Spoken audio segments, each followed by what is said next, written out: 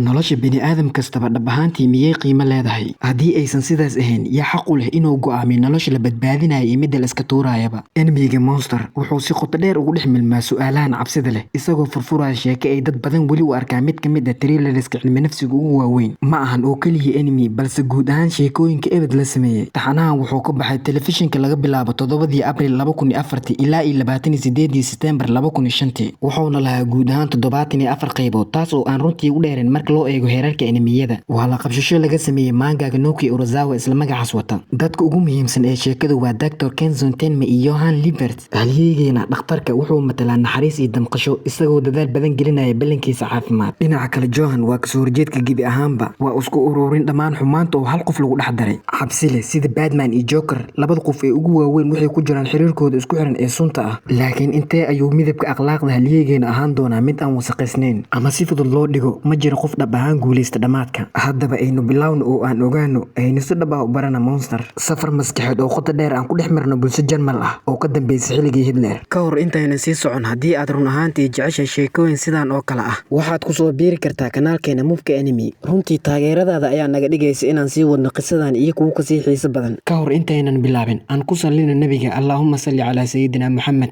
Hagaag aynu galno.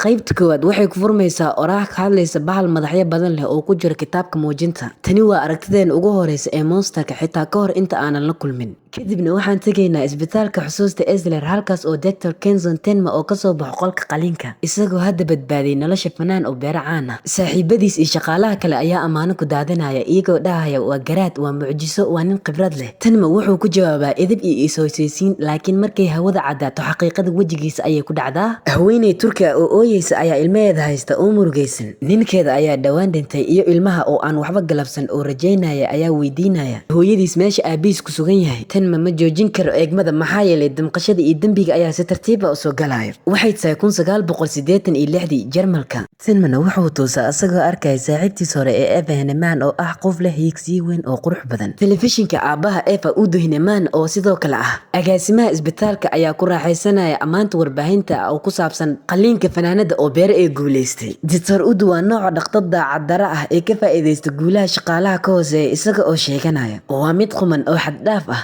Tenma wuu murugooda maxaa yeelay isagu meelaya sharafta warbaahinta, laakiin Eva waxay ku qancaysaa in ay tahay qayb ka mid ah qorshaha. waxay ku tiraahdaa la joog aabahay.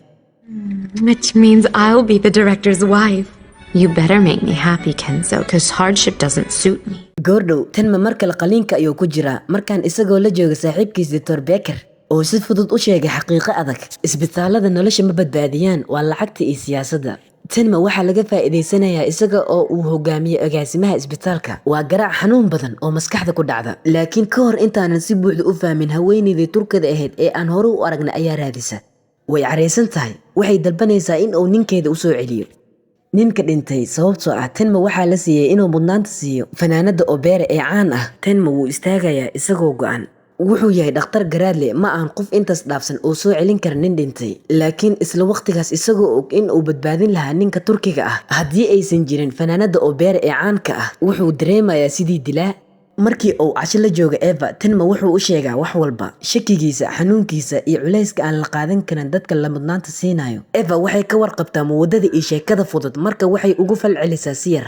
si kastaba ha ahaatee, waxay u sheegtaa in uusan isaga qalad ku lahayn in uu dhintay ninka Turkiga ah. ugu dambeyntiina dhammaan nolosha isku mid ma ahan. marka uu Tenma arrintan maqlo, si muuqata ayuu u lunsan yahay. After all, people's lives aren't created equal. dhinaca kale, magaalada dhexdeeda fowdo ayaa ka dhacaysa guriga Liebert. markay booliska gudaha u galaan, goobtu waa argagax gibi ahaanba. Mijail, dib ulmaasiga bariga Jarmalka, iyo xaaskiisa waa la dilay. caruurtooda mataanaha ayaa keligii badbaaday. wiilka waxaa madaxiisa lagu riday rasaas, wuxuuna ku jiraa xaalad adag oo noloshiisa halis ku jirto. gabadhii iyadu waa taagan tahay yaaban, iyadoo kelmad keliya ku dhawaaqaysa dhimasho. Tenma ayaa loo wacaa inuu wiilka badbaadiyo. wuxuu isu diyaariyaa qaliinka ilaa ay inta madaxda sare ee isbitaalka carqalad gelinayaan. duqa magaalada ayaa si degdeg ah loo keenay isagoo xaaladiisa halis tahay. hadda waa meesha adag. badbaadada duqa waxay ka dhigan tahay maalgelin weyn oo isbitaalka ah. xasuusnow wuxuu Dr. Becker ka yiri lacagta iyo siyaasadda marka nolosha labada qof ay xadhi ku dhigan tahay. Tenma markale wuxuu ku jiraa xaalad deja vu ah. Dr. Udo ayaa soo wacaya, wuxuuna ku amrayaa inuu Tenma sameeyo qaliinka duqa magaalada, halka Dr. Becker uu gacanta ku haya qaliinka wiilka. Tenma wuu diiday isbeddelka lama filaanka ah. Isaga waa dhakhtarka ugu fiican xaaladan. Muddo yar wuu istaagayaa, wadnihiisuna garaacmaya, maskaxdiisana socotaa. Wuxuu arkaa dhoolla-caddaynta qabow ee Eva, murugada haweeneydii Turkida iyo cadaalad darrada oo dhan. Kadibna wuxuu sameeyaa doorashadiisa. wuxuu ka leexdaa qolka qaliinka ee duqa magaalada wuxuuna u socdaa wiilka waa la badbaadin doonaa. Tenmana wuxuu sameeyey go'aankii ugu xumaa ee noloshiisa wuxuusan weli aqoon u lahayn. qaybta labaad waxaan ogaanaynaa in Tenma rasaasta si guul leh aga saaray madaxa wiilka yar. waana waqti kooban ay nolosha wanaagsan tahay, laakiin farxadiisu waxay socotaa kaliya 5 daqiiqo. isla marka uu qolka qaliinka ka baxo, Dr. Boyer iyo Ayson ayaa booqdo. uma joogaan si ay u hambalyeeyaan, taa beddelkeeda duqa magaalada ayaa dhintay. hambalyo, wax walba waad burburisay. maalintii xigta, baare Egon Weisbach ayaa yimaaday isbitaalka. sida muuqata wuxuu u joogaa inuu baaro dilalkii Libert. wuxuu raadinayaa gabadha Libert Anna, laakiin ma helo. waxaa soo baxday inay qolka isbitaalka si caadi ah aga baxsatay, iyadoo ku wareegaysa hoolalka kuna celcelinaysa ereyga dil. degdeg u soco gal ilaa isbitaalka raaxada leh, halkaas oo Boyer iyo Ayson lagu ammaano istaag. waxay isku dayeen, laakiin way ku guuldareysteen inay badbaadiyaan duqa magaalada. Tenma ugu dambeyntii wuxuu go'aansaday inuu wajaho Dr. Udo oo iska dhigaya inuu cafiyey wax u diidmadiisa. laakiin kadib isagoo dhoola caddaynaya, Udo wuxuu ku dhuftaa gacanta Tenma. ma ahan oo keliya in Tenma la dhimo darajadiisa, laakiin weligiis ma heli doona dalacsiin, weligiis ma daabici doona cilmi baaris, weligiisna ma heli doona tala bixin. shaqadiisa way dhimatay. hadda wuxuu u muuqanayaa sidii nadiifiye sharaf leh. Tenma oo burbursan wuxuu u socdaa dibadda, halkaas oo saaxiibtiis hore Eva uga timaada limo. Tenma wuxuu ka baryayaa aabeed inay la hadasho oo ay wax hagaajiso. si kastaba ha ahaatee, Eva oo hadda ninkeedii mustaqbalka ahaa hadda noqday qof caadi ah oo caafimaad, ayay ugu jawaabtaa sida ugu habboon ee macquulka ah. waxay ka tuurtaa faraantigiisii xiriirka kuna tuurtaa isaga, isla markaana si degdeg ah u bilowdaa inay dhakhtar kale ula ciyaarto. Spare me, Kenzo. You're such a fool. sidaas nolosha jaceylka ee Tenma waxay ku dhamaatay, isla markaana shaqadiisana way dhamaatay. dhakhtarkeena wuxuu leeyahay maalin aad u xun. markii uu ku noqday isbitaalka, Tenma wuxuu fadhiyay Johan agtiisa, wiilka uu badbaadiyey oo weli ku jira xaaladda kumeelgaarka ee suuxdinta. waxaa jirta qirasho qalbijab leh oo qamri ku jirta. Tenma wuxuu ka sheekeynayaa shaqadiisii burburtay, saaxiibadiis xaasidnimada leh iyo saaxiibtiis hore ee aadka u xumeyd. si qaraar ayuu u ganuunacayaa in madaxda sare ee isbitaalka ay ku fiicnaan lahaayeen inay dhintaan. markaas si kaftan masraxeed oo murugo leh, Johan ayaa soo toosay marka Tenma halkaas ka dhaqaaqayo. dhanka kale, baare Egon wuxuu isku dayayaa oo ku guuldareysanayaa inuu Anna ka hadliyo. madaxdiisa BKA oo asal ahaan ah FBI-ga Jarmalka ayaa cadaadis saaraya. sidaa darteed wuxuu soo jeedinayaa in iyada iyo walaalkeed la isku keeno si ay ugu soo kabtaan naxdinta. laakiin dhakhaatiirta si degdeg ah ayay u diidaan, iyagoo ku tilmaamaya in ay aad u halis tahay. qolka Johan, madaxda sare ee isbitaalka oo ay ku jiraan Dr. Udo, Boyer iyo shaqaale kale oo la yiraahdo Oppenheim, ayaa qorsheynaya sida ay ugu faa'iideysan karaan sheekada murugada leh ee mataanaha. waad inaad fahantaa, Udo ma aan keliya dhakhtar xun, sidoo kale wuxuu aaminsan yahay in musiibo xun aysan lumin fursad. Tenma oo ah qofka keliya wanaagsan ee halkaas jooga, wuu diiday inuu ka faa'iideysto carruurta. xalka ugu dhow Udo waa inuu ka qaado kaalinta Tenma ee dhakhtarka Johan. tallaabada ugu dambeysa ee Udo wuxuu cunaa nacnac Johan oo inta ka hartay wuxuu la wadaagaa shuraakadiisa. gabardhow Tenma wuxuu maqlaa qaylo wuuna ku cararayaa. halkan ayaan ku helnaa in uu ku dhacday gacanta dhakhtar. sida muuqata, inkastoo degniin kasta la bixiyey, hal garaad ayaa go'aansaday si ay u aragta Johan. dabcan Boyer ayaa ka dambeeyey, kaamirada gacanta ku haysta oo diyaar u ah inay duubto dib u kulin qiiro leh oo walaalaha ah si loogu soo bandhigo warbaahinta. Johan oo hadda si buuxda u soo toosay wuu oynayaa, wuxuu gacanta u fidinayaa gabadhiisa. Tenma dhanka kale waxaa laga tuurayaa qolka sida qashin. dhibaato kale oo cabsi leh, Eva ayaa gurigeeda tagta iyadoo wacaysa aabaheed, balse gebi ahaanba waa aamusnaan. meel kale, kalkaalisada ayaa samaysay litaan naxdin leh jirka aan noolayn Boyer iyo Oppenheim. guriga weyn, Eva waxay heshaa aabaheed isagoo ku fadhiya miiskiisa isagoo dhintay. marka si kooban, dhammaan dadka Tenma oo si qamriya u rajaynaya ayaa si qarsoodi ah u dhintay. waa la yaab, sidee ayay u suurto gashay? laakiin qaybta saddexaad waxay ku bilaabataa Tenma oo ku toosay garaaca xooggan ee albaabkiisa. waa booliska, ma ahan si keliya ee hubinta caafimaadka. waxay si toos ah ugu sheegayaan in Dr. Udo, Dr. Oppenheim iyo Dr. Boyer dhinteen. dhammaantoodna waxaa lagu dilay nacnac sun leh. dhinaca kale, isbitaalka xusuusta Isler wuxuu ku jiraa fawdo gebi ahaanba. saxafiyiintu waxay soo buux dhaafiyeen bannaanka ayagoo isku dayaya inay helaan faahfaahinta dilalka. gudaha xaaladda aad bay u liidataa. bukaanadu waxay sugayaan qaliinka, boolisku waxay dalbanayaan warbixinno, iyo ugu dambeyntiina mataanaha waa la waayey. sidaas darteed maalin caadiya ma ahan. But they're both just gone! What's going on? What the hell is going on?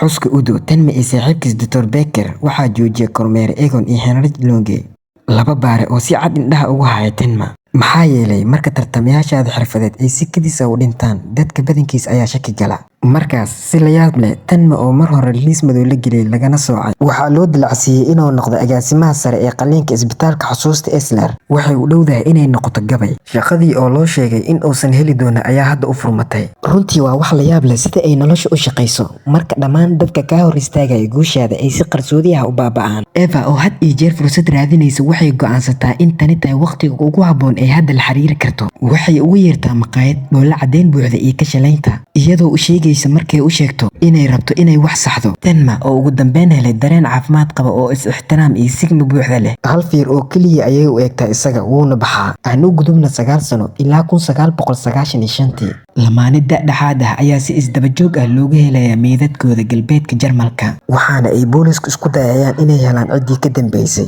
kadibna waxaana la barayaa Adolf Junkers, nin argagaxsan oo lagu arkay isagoo magaalada Dusseldorf ka ordaya, qaylinaya oo ka sheekeynaya bahal. wax kasta oo ka ordaya way xun yihiin, laakiin waxaas oo dhan si lama filaan ah ayay u joogsadaan markay Junkers gaari ku dhaco. Junkers ayaa si degdeg ah loogu qaadaa isbitaalka xusuusta Esler, yaa qaliinka sameynaya Dr. Tenma laftigiisa. laakiin ka hor inta uusan bilaabin shaqadiisa, kormeeraha Lunga ayaa soo gala. ku dhawaad 10 sano ayaa laga joogaa, weli wuxuu baarayaa dilalkii dhaqaatiirta ee 9 sano ka hor. Tenma wuu aqoonsadaa, wuu salaamaa, kadibna wuxuu u dhaqaaqaa qaliinka. waxaa jirta nolol la badbaadinayo, dambi baarana waa inuu sugaa.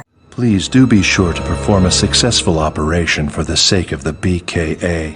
sidoo kale baaraha wuxuu sameeyaa dhaqdhaqaaq yaab leh oo u eg inuu wax ku qorayo gacantiisa bidix marka uu hadlayo. ma ahan caado fiican, laakiin ma xukumi doono. qaybta afaraad waxay ku bilaabataa iyadoo kormeeraha Lunga uu ku jiro raadinta jawaabaha aan dhammaanayn oo fadhiista agta Adolf Junkers ee isbitaalka xusuusta Esler. hadafka ka hel Junkers inuu sheegtay ciddii ka dambeysay silsilada dilalka lamaanayaalka da'da dhexe, laakiin isla marka Lunga weydiiyo yaa bixiyay amarada dilka, Junkers wuu burburaa isagoo la kulmayo weerar cabsi oo buuxa. Dr. Tenma wuxuu isku dayayaa hab kale. wuxuu Junkers aga sheekeeyaa waqti uu badbaadiyey wiil yar oo la yiraahdo Johan, isagoo u sharaxaya sidii dhakhtar badbaadinta nolosha ay tahay waajibaadkiisa. Junkers oo taabtay dareenkaas, isla markaana u muuqatay inuu ogaaday in Tenma yahay qofka keliya ee aan noloshiisa isku dayin inuu dilo, wuu u mahadceliyaa. markaas si aan kala sooc lahayn balse si qalbi leh, Junkers wuxuu dib u xasuustaa caruurnimadiisii siduu u rabay saacad farsamo. wuxuu isku dayay inuu mid xada mar, laakiin qorshihiisa weynaa wuxuu ku dhammaaday isagoo la qabtay ka hor inta uusan xadin. goordhow Dr. Becker wuxuu go'aansadaa in Tenma waqtigiisii dib ugu soo noqdo, wuxuuna u diyaariyaa ballan taariikheed gabadha xildhibaanka gobolka. intuu u socdo ballanta, Tenma wuxuu arkaa saacad farsamo oo dukaanka ku jirta, isagoo xasuusanaya sheekadii caruurnimada Junkers. wuxuuna isku dayayaa inuu u iibsado hadiyad, maxaa yeelay haddii uu qof walba xaq u leeyahay guul yar, waa dilaaga maskaxda dhaawacmay ee kusoo kabanaya isbitaalka. nasiib daro, markuu Tenma kusoo noqday isbitaalka, xaaladda waxay gashay dhinac aad u madow. Junkers wuxuu go'aansaday inuu diyaar u yahay inuu wax walba qirto, laakiin ka hor inta uusan bilaabin, booliska loo xil saaray ilaalintiisa ayaa la helay meydkiisa. intaas kasii daran, Junkers laftigiisa waa la waayay.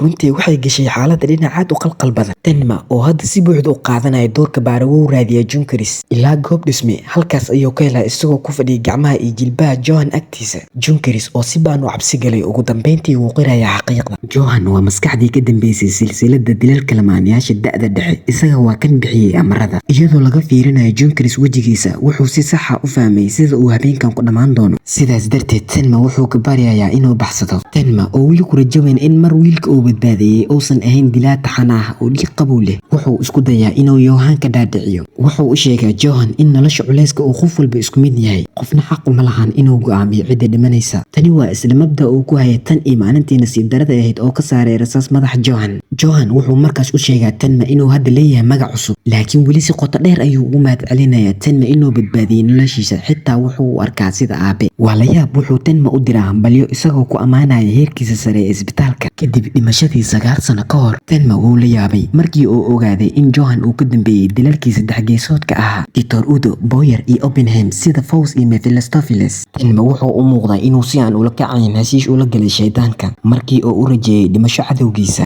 Johan wuxuu markaas si toos ah u toogtaa Junkers isagoo u fulinaya qaab ciqaabeed.